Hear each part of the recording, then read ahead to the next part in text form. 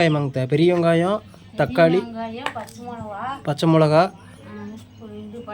பட்டை கிராம்பு, full and full பார்த்திங்கன்னா நம்ம வீட்டு முறையில் இன்றைக்கி செய்ய போகிறோம்.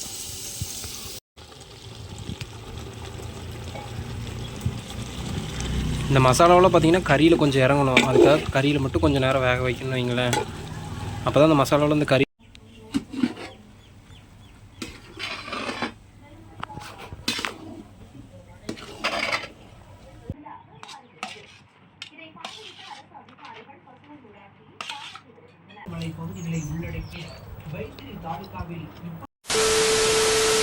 வணக்கம் மக்களே, வெல்கம் டு மோனு வேர்ல்ட்.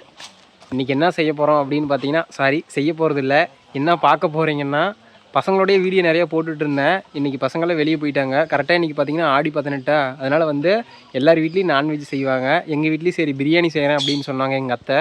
அது இல்லாமல் பார்த்திங்கன்னா அவங்க வந்து டிஃப்ரெண்ட்டாக செய்வாங்க. இந்த மசாலா, பிரியாணி மசாலா இதெல்லாம் ஆட் பண்ணாமல் பார்த்திங்கன்னா டிஃப்ரெண்ட்டாக செய்வாங்க. அது எப்படின்னு அப்படியே பாருங்கள். வீடியோக்குள்ளே போயிடலாமா? போடுறீங்களா? ஒரு முடி மட்டும் போட்டா? ஒரு முடி மட்டும் போடுங்க. நீங்கள் ஒன்றே அப்படி போடுறேன்.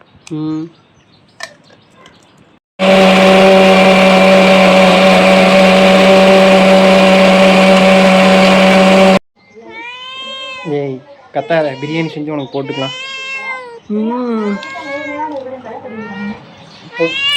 அடிச்சு போட வருமா?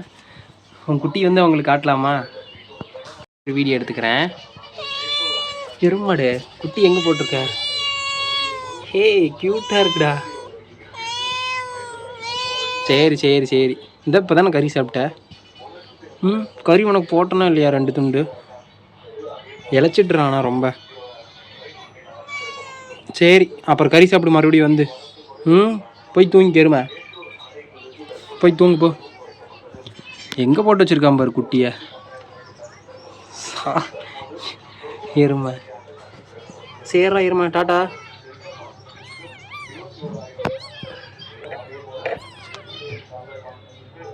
ஏண்டா? அட ஒன்றும் பண்ணல. சரி எருமை, போயிட்டு வரேன், டாட்டா. சரி அப்புறம் சாப்பிடு. இது பெரிய வெங்காயமாங்க, பெரிய வெங்காயம், தக்காளி, பச்சை மிளகா, பட்டை கிராம்பு. இத்தனை பச்சை மிளகா போடணுமா?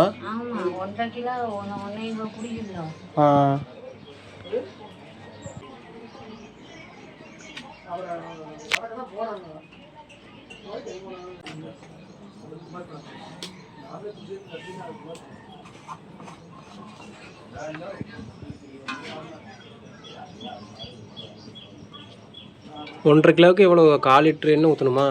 1 கிலோ பிரியாணிக்கு? நெய் ஊற்றிக்கனாலும் ஊற்றிக்கலாம், தயிர் ஒரு பாக்கெட் ஊற்றிக்கோ. தயிர் போட்டுறாத. தயிர் ஊற்றிக்கலாம் ஒரு பாக்கெட்டு.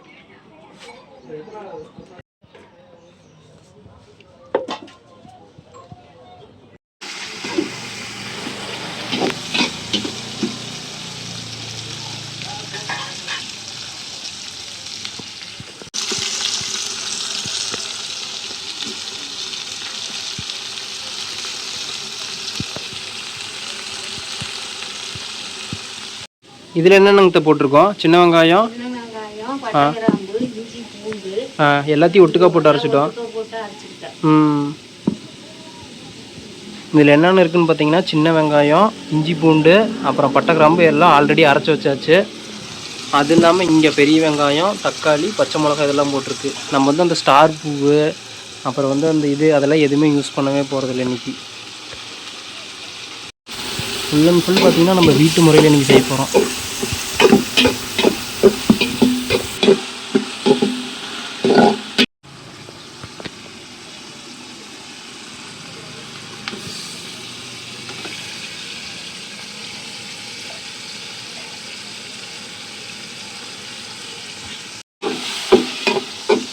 அடுத்து பார்த்திங்கன்னா நம்ம அரைச்சி வச்சது எப்படியே போட்டுக்கிட்டாச்சு ஃபுல்லாக.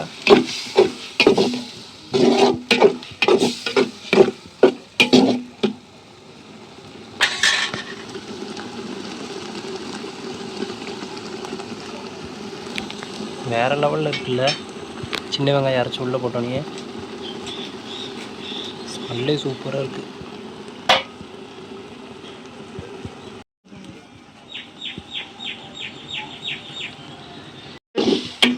கறியை மட்டும் ஒரு கழுவு கழுவிட்டு வந்துடுறேன்.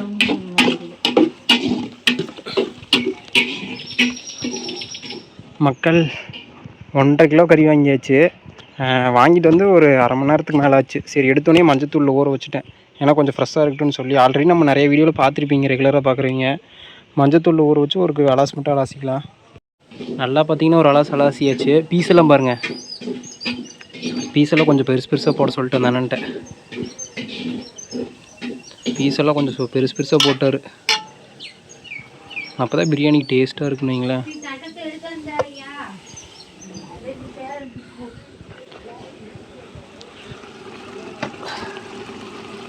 அவ்வளோதான், மசாலா ரெடி ஆகிட்டுருக்கு.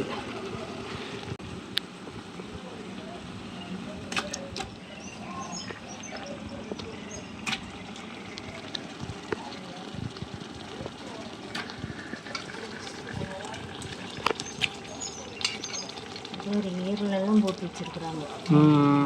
இனிமேலாம் பிரியாணிக்கு வாங்குறது வந்து இதெல்லாம் ரக்கா காலெல்லாம் போடாதுங்களான்னு தெரியும். ஈரலாம் போட்டால் பிரியாணி டேஸ்ட்டே போயிடுமா? ஆமாம், ஈரல் போட்டு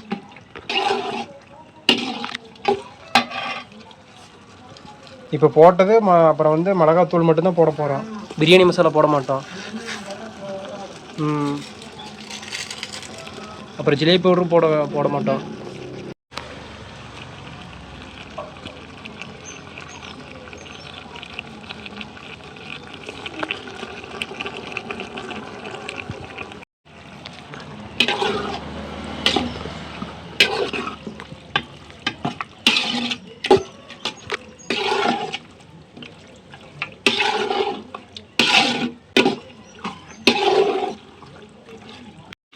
ஃபுல் அண்ட் ஃபுல் பார்த்தீங்கன்னா இப்போ இது இஞ்சி பூண்டு பேஸ்ட்டு, பெரிய வெங்காயம், சின்ன வெங்காயம், அப்புறம் பச்சை மிளகா, அப்புறம் மிளகாத்தூள், அவ்வளோதான். நம்ம வந்து இப்போ பிரியாணி மசாலா இது மாதிரி எதுவுமே ஆட் பண்ண போகிறதில்ல.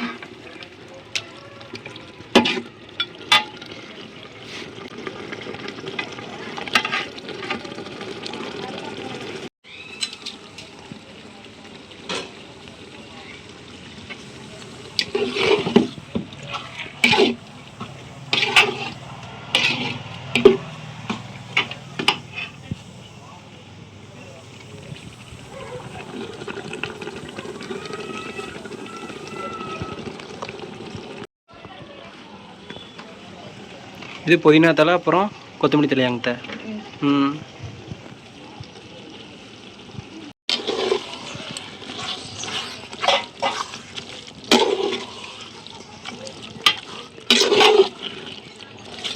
பயங்கரமாக இருக்குது.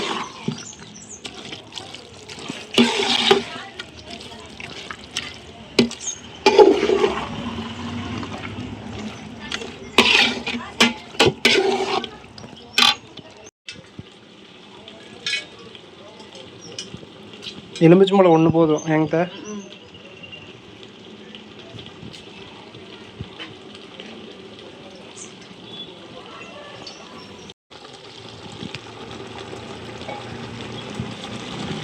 இந்த மசாலாவில் பார்த்தீங்கன்னா கறியில் கொஞ்சம் இறங்கணும், அதுக்காக கறியில் மட்டும் கொஞ்சம் நேரம் வேக வைக்கணும்னு வைங்களேன்.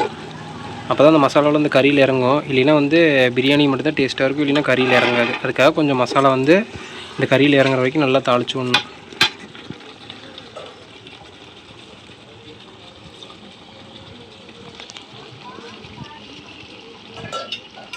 அரை மணி நேரம் ஊற வச்சா போதுமாங்க?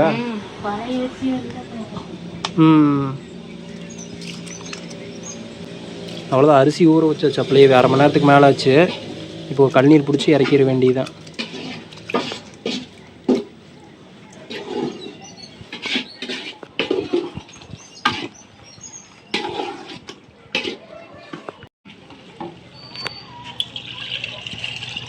இந்த படியில் அரிசி போட்டோம், 1.25 படி போட்டோமா? எவ்வளோ தண்ணி ஊற்றணும்? 3 படியா?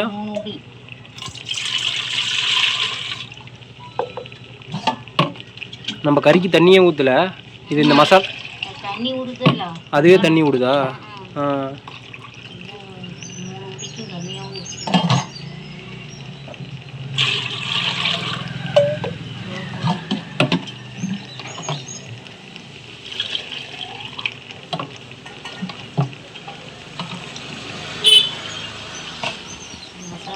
தண்ணி. 3 படி கொஞ்சம் கம்மியாக ஊற்றணுமா? ஆமாம், சொன்ன மாதிரி இதே தண்ணி விட்டுருச்சு. தண்ணி சுத்தமாக ஊற்றலாம். இவ்வளோ வந்துருச்சு பாருங்க தண்ணி.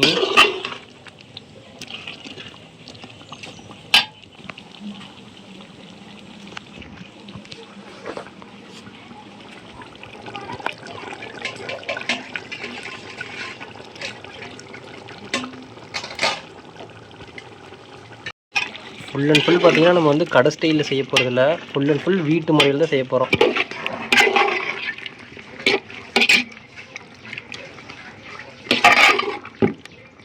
சொன்ன மாதிரியே பாருங்கள், கோழிக்கறி எவ்வளோ தண்ணி விட்டுருக்கு.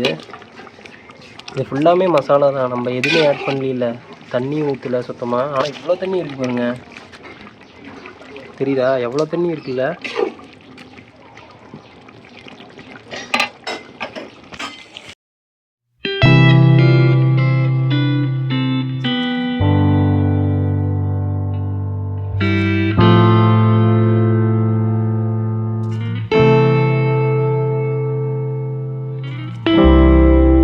அடுத்து நெய்யாங்க.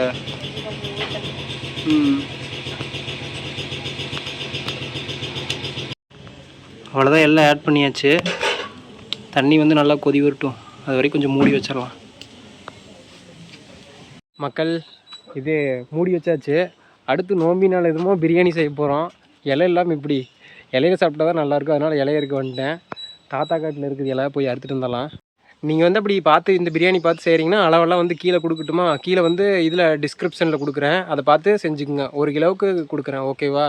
அப்படியே இந்த வீடியோ பார்த்து செஞ்சுக்குங்க. எதுவுமே மசாலா வந்து எதுவுமே ஆட் பண்ண போகிறதில்ல. ஃபுல் அண்ட் ஃபுல் பார்த்திங்கன்னா வீட்டு முறையில் செய்ய போகிறோம். அது ஒரு கிராமத்து சமையல்னு வைங்களேன், கிராமத்து முறையில் வந்து செய்ய போகிறோம். அதனால் வந்து நீங்கள் நோட் பண்ணி வச்சுங்க, அப்படியே வீடியோவே ஃபுல்லாக பாருங்கள். இருக்கிறதுலே பார்த்திங்கன்னா ஒரு பெரிய தலைவாழையிலே அறுத்துட்டு போயிட்டுருக்கேன்.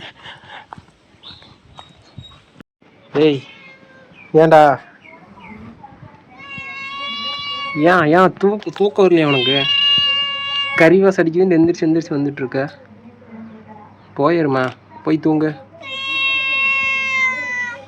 கறி செஞ்சதுக்கப்புறம் போடணும்ல உனக்கு. போடா, போய் தூங்கு. போ, அப்பாட்ட போ. என்னங்கப்பா?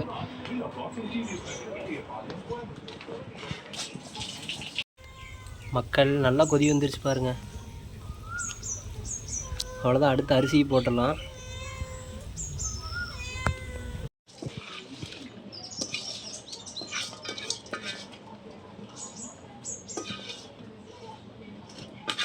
இப்போ போட்டது மட்டும் போட்டால் போதும். என்கிட்ட பிரியாணி மசாலா தேவையே இல்லை.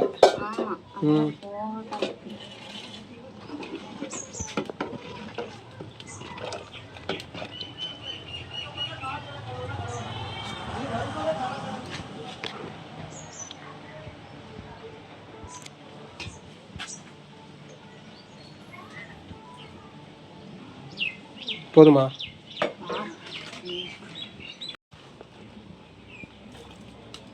நம்ம பார்த்துட்டு கூட உப்பு காரெல்லாம் போட்டுக்கலாமா?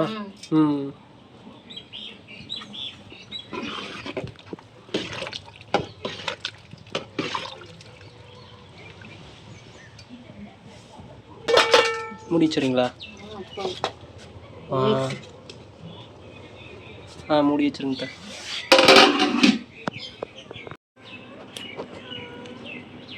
கொதிக்கிற சவுண்ட் கேட்குதா?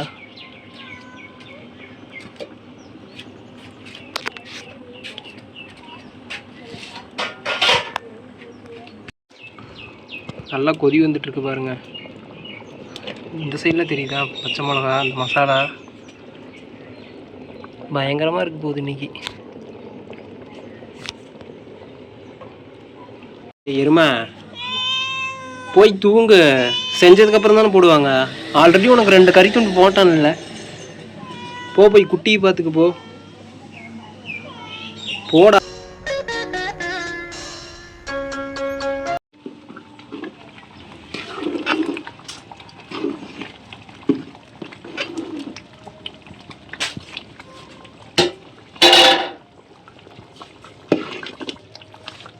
பச்சை மிளகா வரைஞ்சி போடக்கூடாது என்கிட்ட.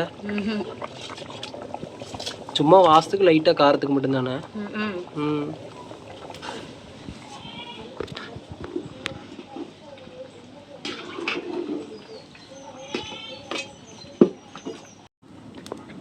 அடுப்பு பார்த்திங்கன்னா ஓரளவுக்கு மீடியமே இருங்க, ரொம்ப எரிச்சிடாதீங்க.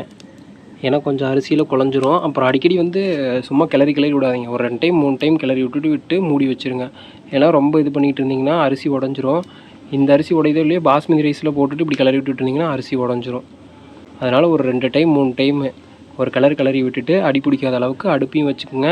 முக்கால்வாசி பதம் வேகிற அளவுக்கு அடுப்பு வந்து அணைச்சிருங்க.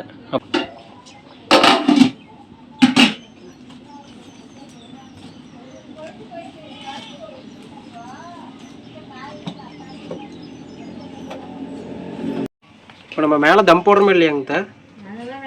அது தேவையே இல்லையா?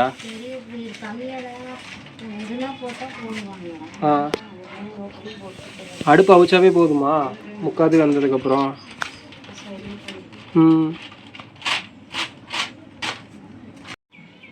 இப்போ பார்த்தீங்கன்னா நம்ம தம் போட போகிறதே இல்லை.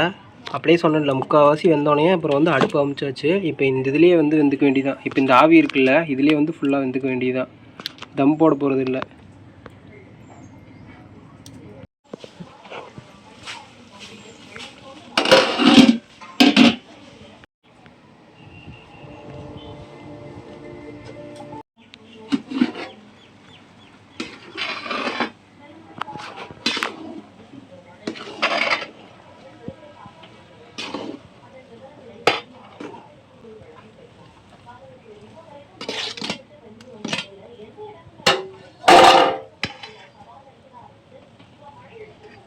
வெந்துருச்சாங்க?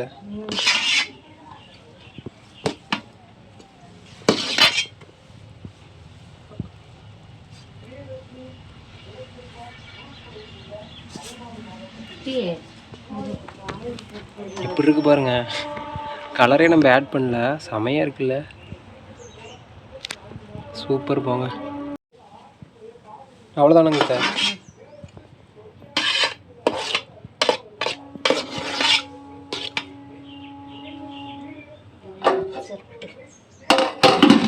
இன்னும் ஒரு 5 நிமிஷம் இருக்கட்டுமா?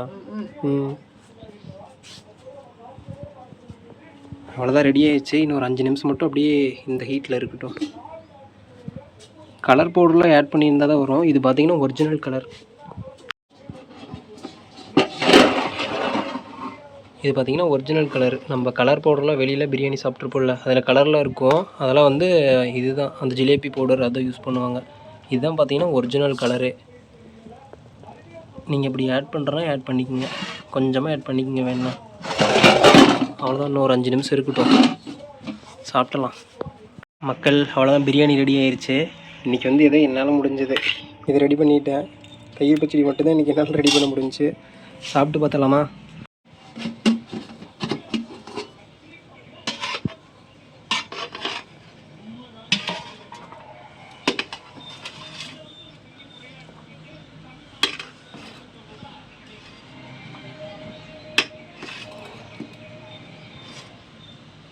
போதுங்க, சாப்பிட்டு போட்டுக்கிறேன். வெள்ளருமா, பிரியாணி ரெடி ஆயிடுச்சு, வாடா. ஏய், நீ எங்கிட்ட இருந்து வந்த? டேய், சாப்பிடவே விட மாட்டாடா இருமா நீ. குட்டி என்னடா பண்ணுது? ஏங்கப்பா மேப்பா, அதான் அந்த கீழே இருக்குதா, வந்து எடுத்துறேன். இருமா, பிரியாணி ரெடி ஆயிடுச்சு, வா வா வா. நாக்க சொல்கிறான் பாரு பிரியாணி நோனைய. சரி வா, வெளியே இருக்க.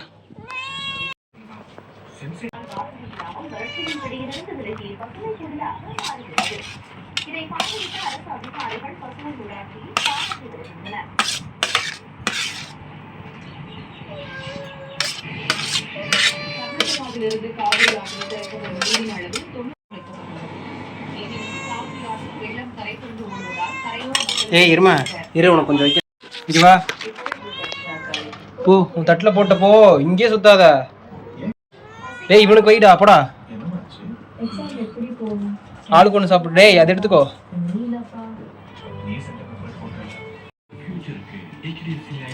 சிக்கன்லாம் பாருங்க, நல்லா குக் ஆயிடுச்சுல்ல,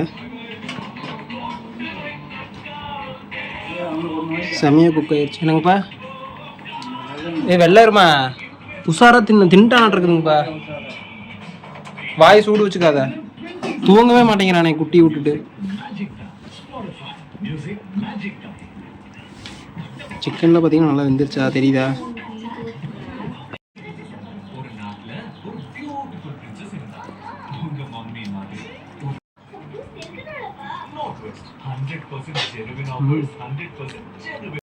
கரெக்டாக இருக்குங்க இந்த உப்பு காரம்லாம். கரெக்டாக இருக்கு.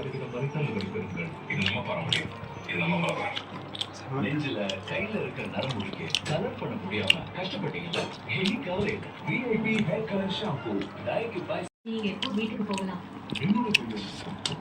அப்படின்னா நீங்க பேமெண்ட் போது உங்களுக்கு உதவ எப்போதும் தயார் பாலிசிக்கு தயார் ஒரு கோடிக்கான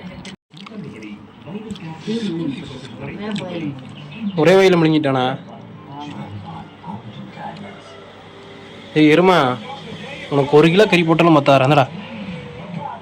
ஏய் அவன் திங்கிறான்டா. விடு விடு. சூப்பராக குக் ஆயிடுச்சு.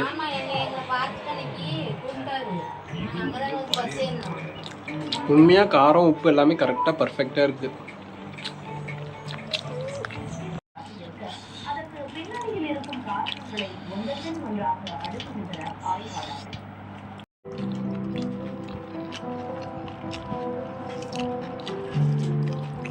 துயரம் நிகழ்ந்த மேற்பாடி, முண்டக்கை, சூரல்மலை பகுதிகளை உள்ளடக்கிய வைத்திரி தாலுகாவில் இப்படி ஒரு விபத்து நடந்துள்ளனர்.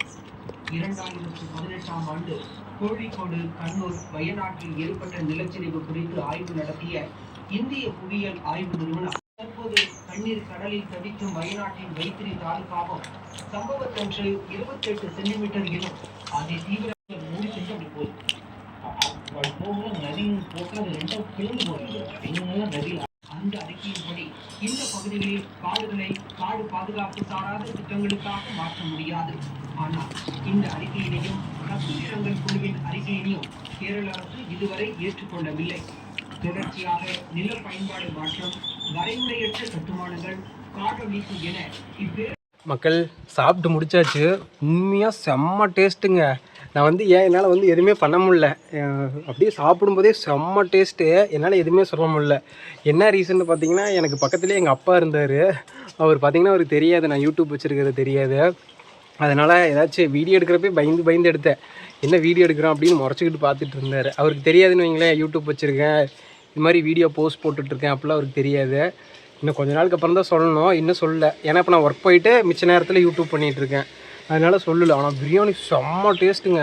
என்ன தான் நம்ம வெளியில் எவ்வளோ காசு கொடுத்து சாப்பிட்டாலும் வீட்டில் சாப்பிட்ற மாதிரி இல்லை. உண்மையாக சரியான ஒர்த்து. காரம் பர்ஃபெக்ட்டு, கறி வெந்ததும் பர்ஃபெக்ட்டு. என்னால் எதுவுமே சொல்ல முடியல. ஃபஸ்ட் டைம் நான் இப்படி இது பண்ணுறேன். எத்தனை பேர் இருந்தாலும் நான் பயப்படவே மாட்டேன்.